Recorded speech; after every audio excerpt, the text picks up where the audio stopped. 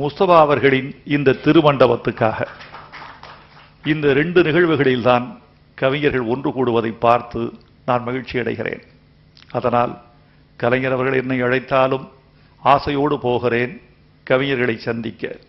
முஸ்தபா அவர்கள் என்னை அழைத்தாலும் அன்போடு கலந்து கொள்கிறேன் கவிஞர்களோடு கைகுலுக்கிக் கொள்ள, அவர்களின் அருகிருந்து பார்த்து ஆசை தீர தமிழ் அனுபவிக்க. நான் புத்தகங்களை நேசிக்கிறேன்.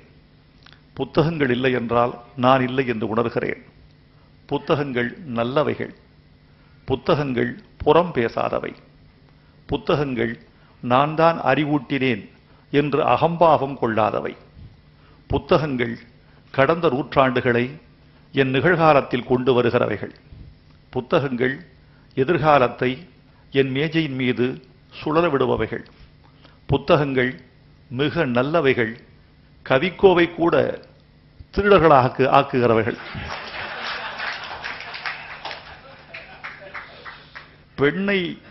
பெண்ணையும் புத்தகங்களையும் கள்ளத்தனமாக நேசிக்காதவன் அறிவாளியாகிவிட முடியாது.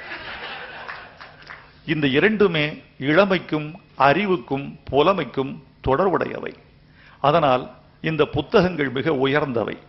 புத்தகங்களின் வாசனை எனக்கு ரொம்ப பிடிக்கும்.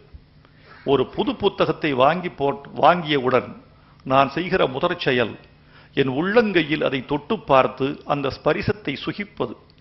இரண்டாவது செயல் அதை என் நாசிக்கு கொண்டு சென்று என் நுரையீரலுக்கு அந்த வாசத்தை இறக்குமதி செய்வது, அதை துய்ப்பது. முதலில் என் விரல்களுக்கும், இரண்டாவது என் நுரையீரல்களுக்கும், மூன்றாவது என் மூளைக்கும் அந்த புத்தகங்கள் பணியாற்றுகின்றன. ஆனால் புத்தகங்களை நான் பெரிதும் நேசிக்கிறேன். இந்த புத்தக நிலையத்தை சென்று பார்வையிட்டு வந்தேன். வியந்து போனேன். இஸ்லாத்து குறித்து இத்தனை நூல்களா, இத்தனை விளக்கங்களா? நான் மகிழ்ந்து போனேன். முஸ்தபா அவர்களால் தான் இந்த அரிய பணியை செய்ய முடியும். அவர் மிக வல்லவர். தொழிலில், நடைமுறையில் நல்லவர். மிக முக்கியமானது அதுதான். மனிதன் முயற்சியால் அறிவாளியாகிவிட முடியும். மனிதன் பயிற்சியால் வியாபாரியாகிவிட முடியும். மனிதன் பழக்கத்தால் புகழ் பெற்றுவிட முடியும். ஆனால் ஒருவன் நல்லவனாக இருப்பது கருவிலே உருவாகிற குணம் என்றுதான் நான் கண்டறிகிறேன். ஒருவன் நல்லவனாக சில நேரங்கள் முகமூடி போடலாம். முகமூடிகள் நாள்தோறும் கிழிக்கப்படும். முகம்தான் எப்படியும் வெளிச்சத்திற்கு வரும். அதனால் நல்லவன் என்ற முகமூடியை ஒருவன் அணிந்து கொள்ளவே முடியாது, நல்லவன் என்ற முகத்தோடு இருந்தால் தவிர. அதனால் முஸ்தபா அவர்கள் நல்லவராக திகழ்வதால் இந்த மண்ணுக்கும் மக்களுக்கும் சமயத்துக்கும் மொழிக்கும் நற்பணியாற்ற வேண்டும் என்பதை தன் வாழ்வின் குறிக்கோளாக கொண்டிருக்கிறார். இந்த விழாவுக்கு வந்திருக்கிற பெருமகன் நம்முடைய அறிவியல் அறிஞர் மயில்சாமி அண்ணாதுரை அவர்கள் இன்றைக்கு தமிழ்நாட்டின் இந்திய முகவரியாக இருக்கிறார். உலகம் முழுக்க அறிந்த சில இந்திய பெயர்களில் ஒரு பெயர் இன்று மயில்சாமி அண்ணாதுரை என்று நினைக்கிற பொழுது நான் தமிழன் என்கிற முறையில் பெருமை பெறுகிறேன். அவர் சொன்னார், எனக்கும் வைரமுத்துவுக்கும் கூட ஒரு போட்டி நடந்தது என்று சொன்னார். அந்த போட்டி என்ன என்பதை நான் பேட்டி கொடுக்க விரும்புகிறேன். அது சிலருக்கு மட்டுமே தெரிந்த கதை. நான் அருட்செல்வர் மகாலிங்கம் அவர்களின் கல்லூரியில் ஒரு விழாவில் நானும் அவரும் கலந்து கொண்ட போது அவர் சொன்னார், வைரமுத்து எனக்கு இன்றுதான் அறிமுகம் என்றில்லை, என்றோ எனக்கு அறிமுகம். அவரும் நானும் கவிதை பாடியவர்கள். எனக்கு ஆச்சரியம். எந்த அரங்கிலும் இவரை நான் அறிமுகம் செய்து கொள்ளவில்லையே, எந்த மேடையிலும் நான் இவரை பார்க்கவில்லையே, எப்படி எனக்கும் அவருக்கும் ஒரு உறவு இருக்கிறது என்று சொல்கிறாரே என்று பார்த்தேன். தமிழரசு பத்திரிகையில் வெண்பா போட்டி நடந்தது. அந்த வெண்பா போட்டியில் நானும் கலந்து கொண்டேன். வைரமுத்து வெற்றி பெற்றார், நான் தோற்றேன் என்று சொன்னார். இப்படித்தான் எனக்கும் அவருக்கும் உறவு என்று சொன்னார். அடுத்து பேச வந்த நான் சொன்னேன், நல்ல வேளை நீங்கள் தோற்றீர்கள். வெற்றி பெற்ற நான் வெண்ணிலவே வெண்ணிலவே விண்ணை தாண்டி வருவாயா என்ற நிலவுக்கு கோரிக்கை மணி வைத்துக் கொண்டிருக்கிறேன். நிலவை பார்த்து நான் பிச்சை கேட்டுக் கொண்டிருக்கிறேன். பூமிக்கு வருவாயா, விடிகாலை உன்னை அனுப்பி வைப்போம், வருவாயா என்று கெஞ்சிக் கொண்டிருக்கிறேன். ஆனால் வெண்பாவில் தோற்ற நீங்கள் நிலவுக்கே செல்வதற்கான முயற்சியில் இருக்கிறீர்கள். நல்ல வேளை நீங்கள் தோற்றீர்கள், நல்ல வேளை நான் வென்றேன். தோற்றவரால் ஜெயித்தீர்கள். காதலை போல ஊடலில் தோற்றவர் வென்றார் என்றுதான் கேட்டிருக்கிறேன். பாடலில் தோற்றவர் வென்றார் என்று இன்றுதான் கேட்டிருக்கிறேன். உங்களுக்கு என் மகிழ்ச்சி, நீங்கள் இங்கு வருவது ரொம்ப மகிழ்ச்சியாக இருக்கிறது. எனக்கு தெரிந்து தமிழ்நாட்டில் இந்த புகழ் மிக்கவர்கள் முகம் என்கிற பிம்பம் தெரிந்தவர்கள் மட்டும்தான் புகழுக்கு உரியவர்கள் என்று கருதப்படுகிற ஒரு பிழை தமிழ்நாட்டில் நீண்ட காலமாக இருக்கிறது. ஒரு பேனர், ஒரு சுவரொட்டி, ஒரு வெள்ளித்திரை, ஒரு சின்னத்திரை, இவைகளில் போன்ற பிம்பங்கள் தான் மனிதனின் புகழ் என்ற ஒரு போலித்தனம் தமிழ்நாட்டில் இருக்கிறது, இந்தியா முழுக்க இருக்கிறது.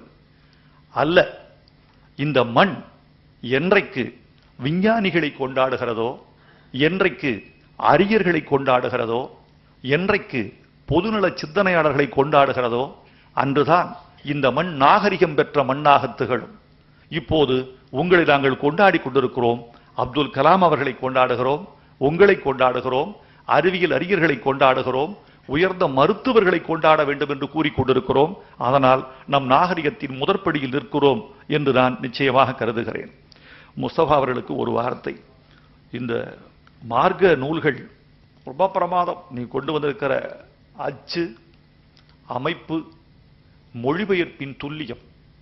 இந்த நாட்டில் சில மொழிபெயர்ப்புகள் மிக மிக ரொம்ப ரொம்ப விஷயம் என்னன்னா, சில படைப்புகள் மொழிபெயர்க்கப்பட்டதாலேயே மூலத்தினுடைய பெருமை இழந்து போயிருக்குதானே.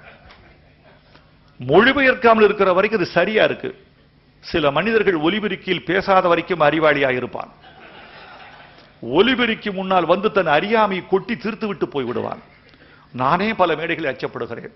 நீங்கள் எல்லாம் நினைப்பீர்கள் பேசுவது எனக்கு சுகமான காரியம் என்று. அல்ல, ஒவ்வொரு மேடைக்கு வருவதற்கு முன்னால் நான் அஞ்சுகிறேன். ஒவ்வொரு மேடைக்கு வருவதற்கு முன்னால் நான் என்னை நானே சுய விமர்சனம் செய்து கொள்கிறேன்.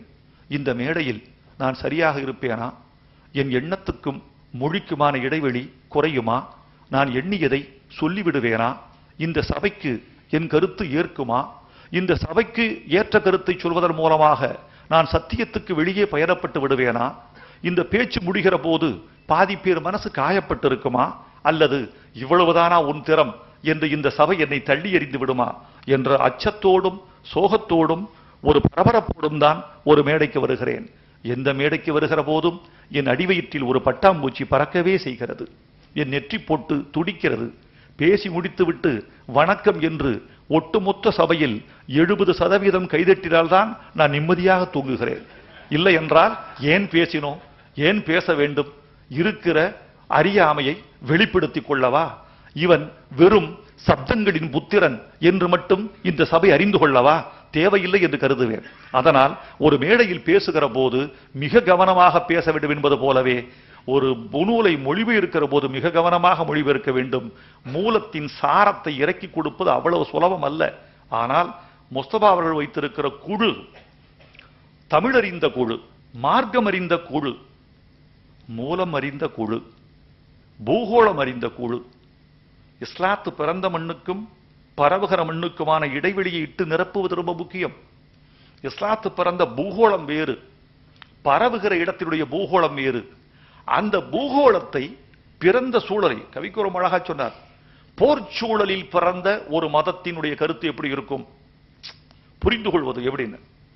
வெடிக்கா பாப்லோ நெருடா வந்து ஒரு கவிதை எழுதினாரு. எழுதிட்டு ஊருக்கு போயிட்டாரு. வந்து பார்த்தா அந்த நாடே குழப்பத்தில் இருக்கு. A drop of crocodile on the wall எழுதிட்டு போயிட்டாரு. எல்லாம் என்ன எழுதிருக்காரு? drop of crocodile, முதலையின் துளி சுவரில். இதுதான் மொழிபெயர்ப்பு. ஒரு முதலை துளி சுவரில். என்ன எழுதினாரு? ஒரு நிழலை பத்தி எழுதியிருக்காரு. சுவர்ல ஒரு விரிசல்பா, அதை எழுதியிருக்காரு. சுவர்ல ஒரு குழந்தை கிறுக்கி இருக்குப்பா, அதை எழுதியிருக்காரு. கடைசியில நெருடா வந்தார் உள்ள ஊருக்குள்ள. என்ன குழப்பம்? A drop of crocodile on the wall, அதான் எழுதப்பட்டிருக்கு. என்ன நினைச்சிட்டு இருந்தீங்க? சுவரில் ஒரு நிழல். அதான். அட பாவிகளே, நான் ஒரு பள்ளியை பற்றி எழுதியிருந்தேன். முதலையின் miniature. A drop of crocodile முதலையின் மினியேச்சர், ஒரு முதலையின் துளி சுவரில் எழுதியிருந்தேன். இது பள்ளி. பள்ளி என்பது சின்ன முதலை, முதலை என்பது பெரிய பள்ளி. அவனுடைய கணக்கு. இதை எழுதியிருந்த, இதை கூட புரிந்து கொள்ள முடியவில்லை பாவிகளே, உங்களை நம்பி நான் எப்படி கவிதை எழுதுவது என்று கவிஞன் புலம்பி தீர்த்தான். இப்படி நடந்தது கதை. எனவே மூலத்தை மொழிபெயர்க்கிற போது ரொம்ப முக்கியமானது அந்த பூகோளம், பிறந்த சூழல், அந்த மார்க்கத்தினுடைய அடிப்படை, மக்களுடைய மனோநிலை, இவைகளெல்லாம் கொண்டு வந்து சேர்க்க வேண்டும். உங்களுக்கு ஒரு வேண்டுகோள் வைத்து விடைபெற வேண்டும் என்று ஆசைப்படுகிறேன். இந்த கூட்டத்தில் பேசுவதற்கு ஆசைதான். இப்படி ஒரு கூட்டம், அறிவான கூட்டம், சோழா ஓட்டல் மண்டபத்தில் நடக்கிற கூட்டம் அவ்வளவு சீக்கிரம் கிடைத்து விடாது. ஆனாலும் என் உரையை நிறைவு செய்யவே விரும்புகிறேன். பெருமக்கள் பேச வேண்டியிருப்பதாலும் விடைபெற வேண்டியிருப்பதாலும் உங்களுக்கு ஒரு வார்த்தை. இஸ்லாமிய இலக்கியம் இருக்கிறதே, உலக இலக்கியங்களில் மிக மிக மிக முக்கியமான இலக்கியம் இஸ்லாமிய இலக்கியம் என்று நான் கருதுகிறேன். இஸ்லாமிய கவியர்கள் நிஜாமியையும், அமீர் குஸ்ருவையும், ஃபிர்தௌசியையும், இமாம் சாதியையும் படித்து விட்டு அப்படியே நெஞ்சு பிடிச்சு உட்கார்ந்துருங்க. காலேஜில் படிக்கிற போதெல்லாம் என்னப்பா இப்படி சிந்திச்சிருக்கிறாங்க, இந்த சிந்தனை மரபே மற்ற மொழிகள்ல இல்லையே, இப்படி சிந்திக்கிற உணர்வே இல்லையே, மொழியை கொண்டு வந்து இவ்வளவு லாபகமாக இப்படி ஒரு பார்வை பார்த்தவனே இல்லையே. இன்றைக்கு படித்தாலும் பர்ஷியன் லிட்ரேச்சர் ரொம்ப புதுசாத்தான் இருக்கு, ரொம்ப புதுசா இருக்கு. நீங்கள் மார்க்க நூல்களை மொழிபெயர்க்கிற அதே நேரத்தில் காவியங்களையும் மொழிபெயர்த்து கொடுங்கள், இஸ்லாமிய இலக்கியங்களை மொழிபெயர்த்து கொடுங்கள். ஃபிர்தௌசி பற்றி மட்டும் ஒரு 500 பக்கம் வரட்டும், அமீர் குஸ்ரு மட்டும் வரட்டும், நிஜாமி மட்டும் வரட்டும். எங்க ஊர்ல இது தெரியாம ரொம்ப பேர் வியாபாரம் பண்ணிருக்கான். எனக்கு ஒரு மூத்த கவிஞர் இறந்து போயிட்டாரு, அவரை நான் குறை சொல்லக்கூடாது. அவர் ஒரு மேடையில் பேசுறாரு. என்ன பேசுறாரு? ஒரு பொண்ணை காதலிச்சான் ஒரு பையன், அவ பக்கத்து ஊரு, இவன் போனான், பகல்ல போனா அடிச்சிருவாங்க, ராத்திரியில போறான், ஊரு தூங்கிட்டு இருக்கு, இலை தூங்குகிறது, இலைகளுக்கு மத்தியில் காற்று தூங்குகிறது, நட்சத்திரங்களை காவலுக்கு வைத்துவிட்டு நிலா தூங்குகிறது, தெருவில் எல்லோரும் தூங்கி விட்டார்கள், அந்த ஊர்ல நாய் மட்டும் தூங்கல. இவன் மெல்ல போறான், ஒரு நாய் துரத்துது, ஓடனா. நாய் துரத்தனா ஓடக்கூடாது பார்த்துங்க, அது உனக்கு பலவீனத்தை தெரிஞ்சுக்கும். நீங்க இயல்பா நடந்து போகணும், திரும்பி மட்டும் பார்க்கக்கூடாது. இவங்க இயல்பா நடந்து போங்க. போலீஸ்காரனை பார்த்தா ஓடுறவன் தான் திருடன் தெரிஞ்சு போடும் போலீஸ்காரனுக்கு. நீ இயல்பா, இவன் கொஞ்சம் வேகமா போனான், இன்னும் வேகமா போனா, ஒரு நாய் சத்தத்தில் 2 நாய் சேர்ந்தது, 2 நாளாச்சு, 4. இப்போ நாய்களின் கூட்டம் துரத்துது. இப்போ இதுக்கு மேல ஓட முடியாதுன்னு கீழே குனிஞ்சு ஒரு கல் எடுத்து அடிக்கலான்னு பார்த்தான். கல்லு பூமியிலேயே பதிஞ்சிருந்தது, ரொம்ப கெட்டிய, பேக்க முடியல. இப்ப அவன் சொன்னானா, என்னடா ஊர் இது, இந்த ஊரில் நாய்களை அவிழ்த்து விட்டு விட்டு கல்லை கட்டி போட்டு இருக்கிறார்கள். இத ஒரு கவிஞர் எனக்கு சொன்னாரு, நான் அவரது நினைச்சிட்டு இருந்தேன். கடைசியில பார்த்தா இமாம் சாதி. இது இமாம் சாதி எழுதிய மொழிபெயர்ப்பு கூட இருக்குது. இத படிச்சுட்டு நம்ம ஆளு தன்னதுன்னு சொல்ல. ஒரு விஷயம், செய்தி, தயவு செய்து ஒரு கருத்தை நீங்கள் மேடையில் சொன்னால் எழுதியவன் சொன்னவன் யார் என்று மேற்கோள் காட்டு. மேற்கோள் காட்டுவது ஒன்றுதான் ஒரு படைப்பாளிக்கு நீங்க செய்கிற ஒரே மரியாதை. எவன் சொன்னான்னு சொல்லு, அதுக்கு தான் எழுதுறான், வேற எதுக்காகவும் இல்ல.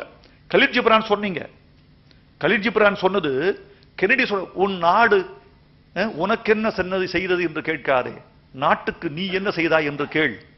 சொன்னது ஜான் எஃப் கென்னடின்னு போட்டு விளம்பரப்படுத்திட்டான் கலீல் ஜிப்ரான் சார். அது கலீல் ஜிப்ரான் சொன்னது. நம்ம ஊர்ல இப்படை தோற்கின் எப்படை வெல்லுன்னு அண்ணா சொன்னதா சொல்லிட்டு இருக்காங்க. ரொம்ப பேர் அண்ணா சொன்னாரு, எடுத்து மேற்கோள் காட்டினாரு. அது யாருது? மூலம் மறைந்து பொழுது புகழ் பெற்றவனால. அதனால யார் கவிதையை சொன்னாலும், எந்த உன்னதமான தத்துவத்தை மேற்கோள் காட்டினாலும், எழுதியவன், படைத்தவன், சொன்னவன் பெயரை தயவு செய்து சொல்லுங்கள். அதுதான் படைப்பாளிக்கு நீங்கள் எழுதுகிற மிகப்பெரிய மரியாதை. முஸ்தபா அவர்களே, உங்களுக்கு எங்கள் மகிழ்ச்சியான வணக்கத்தை மீண்டும் தெரிவித்துக் கொள்கிறேன். ஏனென்றால் நீங்கள் செய்கிற பணி ஒரு சராசரி மனிதன் செய்ய முடியாது. பொருள் கொடுத்துடலாம், ரொம்ப பேர் இருக்காங்க.